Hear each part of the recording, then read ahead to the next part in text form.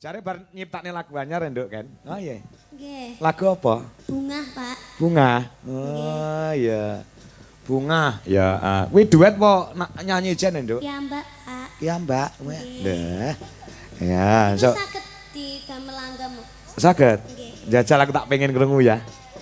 Jajal karyamu tak pengen krungu aku. Isin kula Pak welek. Lah, karya ki ora apik Oh, elek. niku diupload mawon kula isin kok.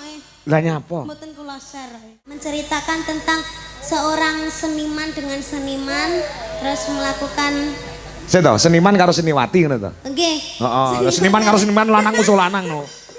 Maksudnya seniman karo seniwati. Nggih. Heeh. Seniman kali seniwati. Heeh. Mungkin terus pacaran terus menyaksikan keindahannya seni berdua. Oh gitu. Kuwi sapa? Aktore sapa kuwi?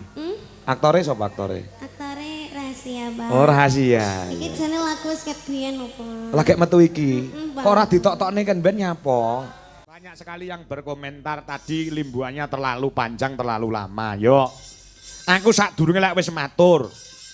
Bahwasannya Mas Komet karo Mas Dodok kuwi kersane ngurunggon limbuan tok. Nek genduk Niken Salindri kuwi konsisten sampai goro-goro. Terutama dalange iki aku. Oh ngono ya. Ngono ya terus. Ya, iki nyatane saiyahene si pareng lungguh mergo wis suwe uga ora jagongan karo mboke utawa Buduwi Kurniawati. Kangen aku krungu kabar nduk Niken ora nganggo leren le tanggapan. Wah, seneng ora jamak. Ah iya, bunga anakku saya kuncara saya anjayeng bawana. Ya, mergo dongane wong tuwa sekarone sing pendak dina iki mengiringi kesukesane Nduk Niken Salindri. Wah iya, iki janji lho aku matur ngopo. Nduk Niken kon nyuwara utawa kon nembang sing klasik. Aja dikira Niken Salindri iki isone ngur lagu Lestari, lagu Pujaningsih, lagu Ayang-ayang. Heeh. Ning aku wis methuki dhewe wis cilik bahwasannya iki klasike ya luar biasa. Oh, ngono. Heeh. Kula ditampilke. Wah iya, ditampilke kon nembang klasik sik. Ngono. Karo lenggah sik. Ya, ya. Nduk kan. Nah. Wis ngantuk urung, Nduk? Dereng. Dereng nggih. Semak mripatmu ya puadang no. Dan niki wau tas mimi obat watuk lho, Pak. Apa ya? Biasanya kan kalau minum obat batuk itu kan efeknya ngantuk itu kan Berat ya nanti. Nggih. Heeh, ning nyatane mripatmu jek putih. Enek ireng-irenge barang. Dadi ngene, Nduk. Awakmu semangat sebabnya apa bengi iki awakmu semangat banget? sebabnya pun dangun boten derek jenengan. Nggih. Kalian menghormati Pak Suhadi minangka Sokibul Hajat gitu. Luar biasa. Nanggap jenengane wis nanggap awakmu ki wis dirancang piye carane supaya awakmu iso ngabiantara sana daleme Pak Suhadi nggih. Nggih. Nyatane alhamdulillah kelakon. Nanggap kowe angel lho kan. Jadwalnya terlalu rapet. Ya, Nggih, sampai harus menentukan jadwalku yang longgar, Pak. Betul, iya, iya. Nggih, alhamdulillah. Nggih. Nyatane jeng ben niku nggih menyesuaikan jadwalmu sing longgar ning Karanganyar tanggal 24 kuwi ya. Nggih. Sak longgarmu kapan nyatane sing nanggap ya gelem tegese awakmu iki diterima karo masyarakat, diterima karo penanggap. Alhamdulillah, nggih, Pak. Nek ora ketrima mesti alah golek sinden liyane mesti ngono kuwi. Dalang ya seperti itu, nek ketrima ya manut karo dalange. Nek ora ketrima ndelalah tanggapan murah dibatalke. Nek jenenge ketrima ki dalang ora iso golek tanggal liyane ya gelem sing nanggap, nggih ta? Nggih. Nembang apa saiki Cahayu? Monggo niki Jineman sik ngono ta? Nah, para pinisepuh tasik pareng lenggah ke lho, bapak-bapak. Sik kepengin buktekne Niken Salindri kon nembang klasik iso apa ora? Loh, malam hari ini atau pagi ini dibuktikan kepada masyarakat. Ora mung sing lenggah ana daleme Pak Suhadi, saha Bu Adik ning akeh sing isih pareng mirsani wonten ing channel YouTube uga ana ing TikTok iki ning Dwi Jolaras Indonesia isih 3.500 sing nonton awakmu. Lho, kaya ngono kuwi. Lah ya biasane 50 lho, ya heeh. Jineman apa nak? Cahayu. Cineman micil ketoprak nggih. Oh, pelok napa silindro? Pelok. Pelok nggih. Nah, ya deh. Ayo Mas. Yokohama. Ya, coba. Tobi Yongban. Ngono kan ya? Nggih, Pak. Ah, ya, ya. Iki nderek ajar nggih. Mungkin nek salah ampun ditukani lho. Oh, mboten sampean iki anakku gek ayu. Lek salah ora tak seneni, beda karo sing cungpe kae salah kekrek cangkeme. Ya ora. Ini aja ora ngetok-ngetoki truk lek labuh Mbak Reno cungpe kan biyen sak yaine. Ayo, kuwi tak wet-wet kok. Ah ya sesuk pamit. Sesuk kira nyanti-nyanti kok. Iya, coba kayak apa? Depi yang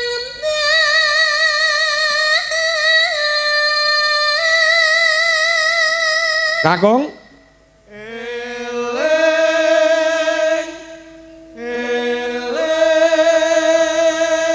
Sesuk nek kundur salam go Bapak Soleh kelawan Mamah Wiwin ya.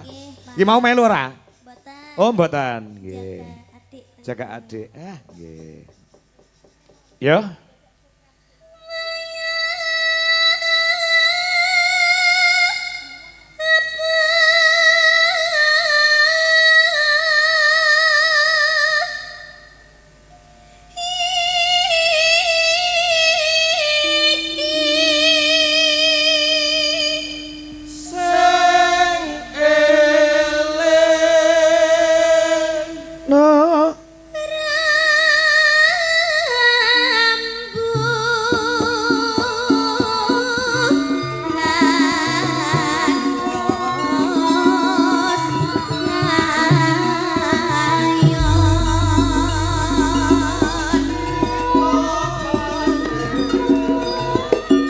Sing po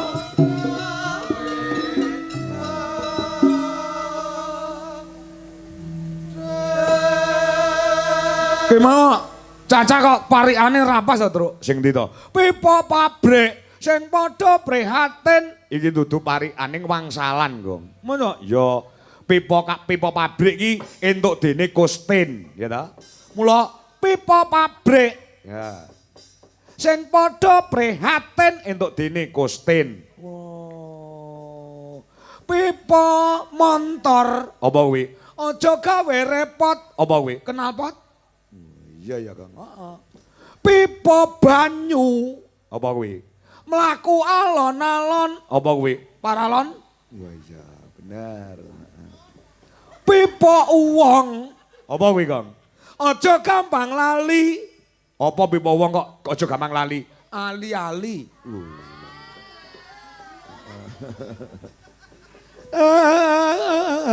Ya.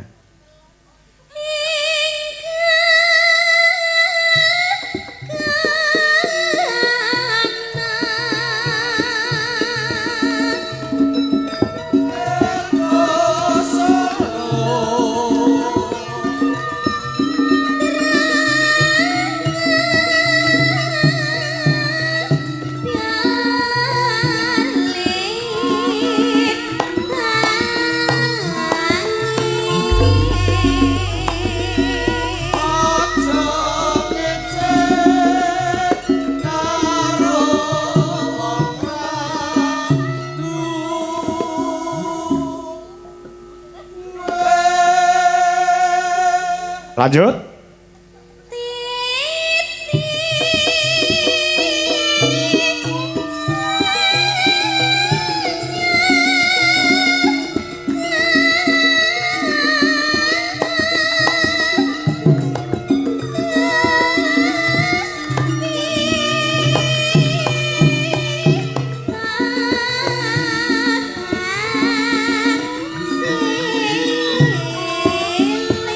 Ya.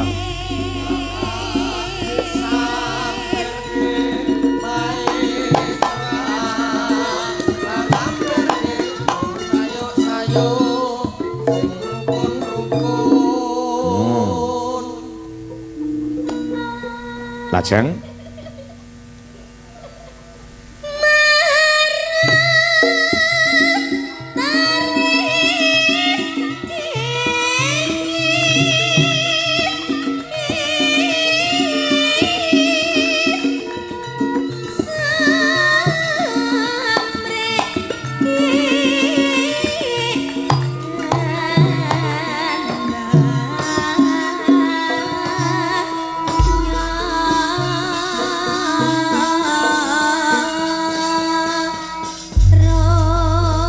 Kanca-kanca Dwijo Laras, tepuk tangan buat anak wedok Niken Salindri. Ya. Luar biasa loh, klasik barang ya dipangan. Loh, piye to? Lagu iki lagi digawe, karo Niken wis dipangan. Wo, iya. Jare bar nyiptakne lagu anyar Nduk Ken. Oh iya. Nggih. Lagu apa? Bunga, Pak. Bunga. Oh iya. Bunga. Ya, kuwi duet apa nyanyi jen Nduk? Ya, Mbak, Pak. Iya, Mbak. Nah. Ya, Itu so saged digamel langgamu. saged. Nggih. Jajal aku tak pengen krungu ya. Jajal karyamu tak pengen krungu aku. Isin kula Pak welek. Lah, karya ki ora apik elek. Niku diupload mawon kula isin kok. Lah nyapa? Mboten kula share. Weh, sakniki ngen mboten usah diupload. Aku tak pengen krungu karyamu kaya ngopo, ngono lho. Pelok Pak Slendro. Ketingale pelok. Oh, larasnya petot. Pelok kok petot. Pelok kok petot. Bagongnya omong angger luwe kok omong gampang kleru itu. Alah. Kowe mau ora ngetok-ngetoki dikeki daharan karo penjane Pak Suhadi. Wah, jangan sop. Wah, tempe, terus apa ke mau urang. Weh, luar biasa. Matur suwun Pak Suhadi. Mugi berkah dumateng panjenengan sak keluarga. Nggih. Amin. Ya, langgam nduk jajal sak langgam kok gen ditutne karo Mas-mas Dwijo Laras Indonesia. Tak pengen krungu Bapak. Ya, coba buka celuk. Ayo, kanca-kanca konsentrasi. Walaupun baru pertama kali, ning tak kira kanca-kanca iso. Ndek iso lagu Ngawi Rama. Oh, kayak mergo nek mondol kok. Nek mondol mbuh nek ngene. Nyoba Slendro, Mas. Oh, Slendro. Nggih, nek pelok kok dhuwuren ketinggalan. Oh, ngoten. Ya, Slendro Mas ya kok. Oke, nek Slendro ke kendean berarti ya pindah pelok neh ngono. Oh iya, ora apa-apa, bebas. Dijajal boleh, heeh. Ora nek sing nyalahne kowe. Mulai nyalahne kowe tak gewelute. Nah, ya. Nek gamelane entuk dijajal, nek wong ra entuk terus. Oh iya, heeh. Wong kok dijajali. Ayo jajal. Ya. Saestu niki, Pak. Tenan, aku pengen krungu tenan. Nah, ya coba. Nyada aku ngalemoning aku tresnaku ning kowe rasamu tak eling janji-janjiku mong kanggo sliramu dowong bagus jajantong atiku waktu-waktu kang mesti saksi sliramu sliraku dadi siji nyawang endahe sandi wong loro dilakoni jejer wong loro kaya dewa dewi bungaku nganti jroning ati kami sing paling tanti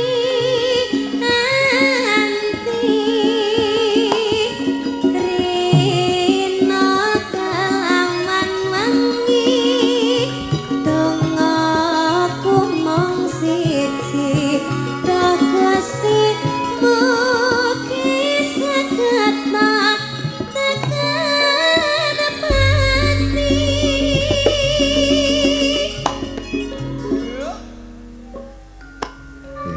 Piye, Mas Dwijo Laras nabuh lagi pisan lho. Wis pas urung? Dereng. Dereng to. Oh iya. Wis susu lek pas, Nduk. Wis susu lek pas. Cacah lek pertama pancen rada ngawur-ngawur piye ngono dadi. Lek susu lek ping pindho ping telu lek pas karepe dhewe. Nah, iki nggone. Tapi niki pun radi menyatu loh. Menyatu lah nggih. Nggih. Heeh. Sudah bisa mengikuti. Ada chemistry ya? Iya. Iya. Ini lagunya juga itu ada chemistry-nya, Pak. Menceritakan tentang seorang seniman dengan seniman terus melakukan Saya seniman karo seniwati ngono to. nggih. Heeh, seniman karo seniman lanang usul lanang no. Maksudnya seniman karo seniwati. Heeh. Seniman kali seniwati. Heeh. Mungkin terus pacaran terus menyaksikan keindahannya seni berdua. Oh gitu. Kuwi sapa? Aktore sapa kuwi? Aktore sapa aktore? Aktore rahasia, Bang. Oh rahasia. Iki jane lagu wis ket biyen opo? Lagi metu iki. Bang. Kok ora ditok-tokne kan ben nyapa? Lah sempet Sempet lu. Ya. Ya jajal digongke tindake. Nah, ya. Lah sampun tek niku Pak asline. Wis to? Mpun ngoten tok Oh ngono tok. Nggih. Oh, iki kurang sithik jane. Biasane ngepost terus berarti tambah sithik terus agek gong tek biasane ngono kuwi. Ki mon tek tenan. Sampun. Wah, ora krasa. Niku dibaleni ref ping 2. Oh, ngono iya. Iya. Tak kira ki mesti gantung ya terus. Heeh, iya. Benjing anu ya kanca-kanca latihan lagu bunga nggih Pak. Siap. Iya, di YouTube sudah ada. Sudah ada ya? Ampun. Oh tanggal 24 diunekkan ya. Hah? Saiki langsung dadi. Langsung dadi dangdut no langsung dadi. Dadi ki kan, dangdut langsung dadi ki. Nah. Sik momennya penabuh yo. Tenane lho Pak Do. Oh dadi. Mas Ardi wis nyatet notasi to Mas? Kudune wis iso. Ardi ki. Kayaknya aku mau nyanyi dicatat pisan. Wah ya. Iya, iya. Besok tanggal 24 genah dadi apik. Nggih Pak. Mungkin digarap nggih Pak. Digarap. Di aransemen ya Pak. Di aransemen, heeh. Mang anu, sampean pasrah karo Pak Do. Oh iya. Pak Do sing ngendang itu tukang aransemen. Ya, Apike digarap pelok ya. Apike pelok napa slendro? APS Slendro Pak. Apike slendro. Oh. Apa engko Slendro engko diimprove dadi pelok. Oh iya. Engko gen coba digarap Pak Do. Pak Do sing ngendang kuwi Pak dosen sing tukang garap iringan Dwi Jolaras Indonesia ya Pak Do kuwi. Pak Do. Heeh. Pak Do tuh Dewi anu lho nyuwun WA kula lho punan. Apa ya? Nggih. Wes. Mas Ardi sing ngomong. Pak Do tuh nyuwun WA-ne sampean, Dik. Oh, sing njaluk sapa Ardi? Heeh. Weh. Asine kuwi modus Ardi. Asine. Iya, kuwi digarap sing apik. Wes to, njaluk karo Pak Do iki arep iringan apa wae iso. Engko sing bayar aku. Oh, tenang. Iringan Dwi Jolaras Indonesia semua yang menguasai ada Pak Sri Eko Widodo MSN. Oh. Coba sama tak pameri ya garapane kanca-kanca ya. Nggih. Sing nembang ibumu, Bu Lagune Dewi napa? Kurniawati. Lagune Loro Sesigar ning garap gamelan Bali. Ah, Sok sampean ngonekne kudu wis iso. Nah, ya. iya, Pak. Ayo Bu Dewi. Nah, Bu Dewi mau rung sempat nembang. Nah, ya.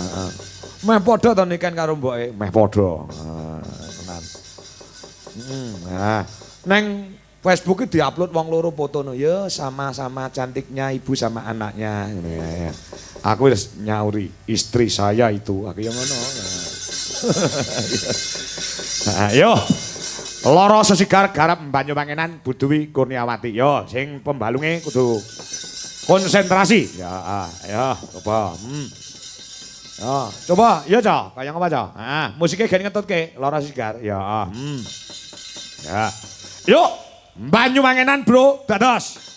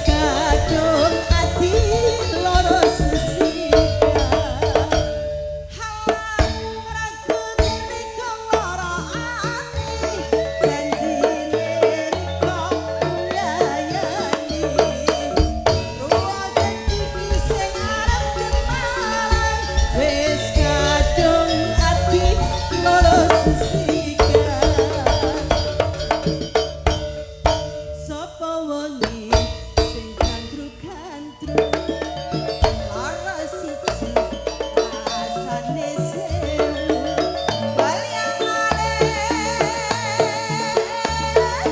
ring risi dewa kemyang mawati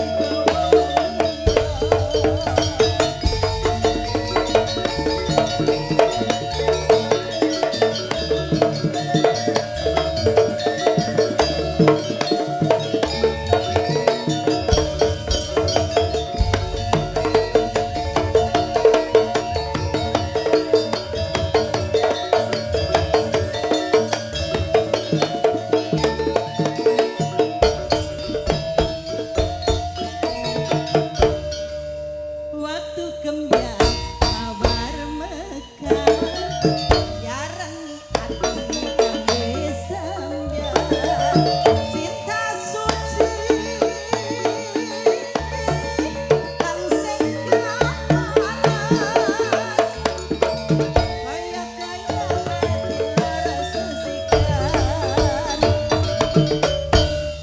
sapa wengi sing gandruk-gandruk lara siji rasane sewu balyang ring risi dewa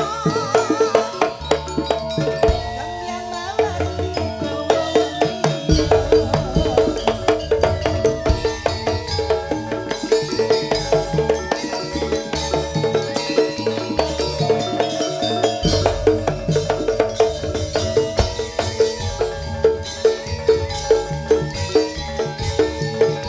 IG Collection, terima kasih.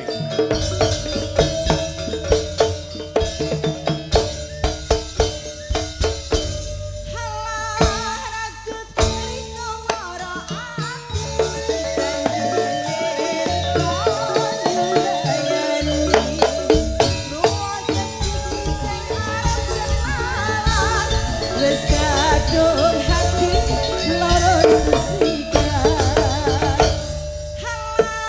ragut riko ngoro ati janjine riko nyayani hoyo iki sing arep kenalan wes kadung hati loro sesikan sapa wengi sing gandruk-gandruk lara siji rasane sewu balyang ring risi dewa kemyang mawati dawa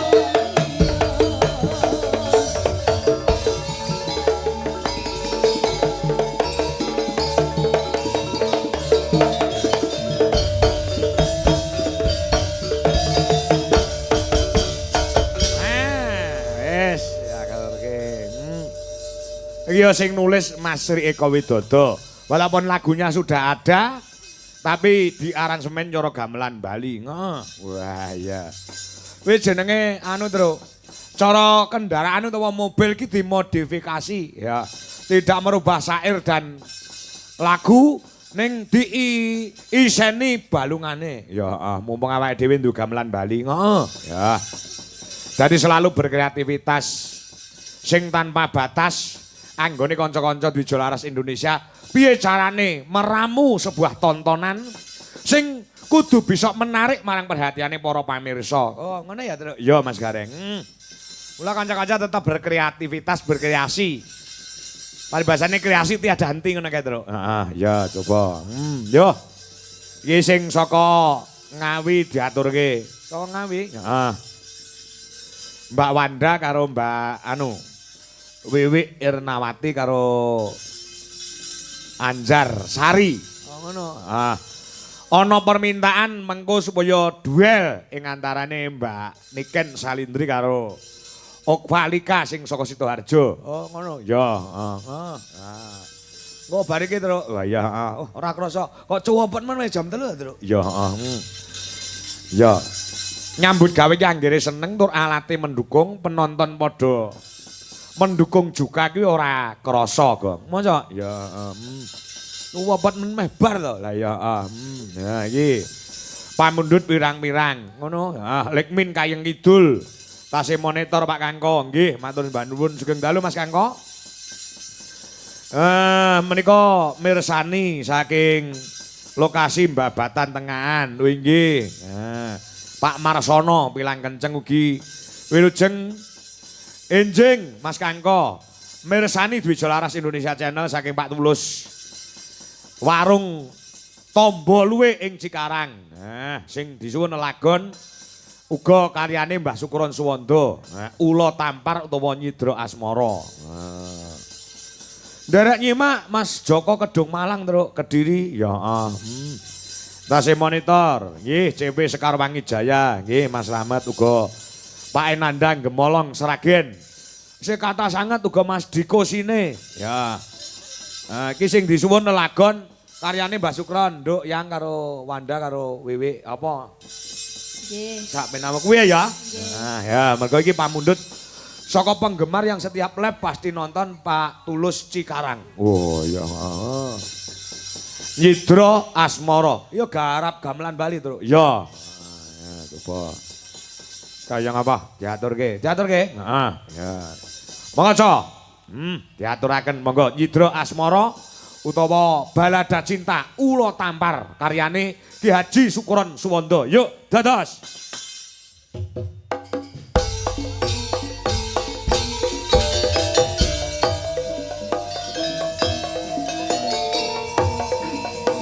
Ole ole ole.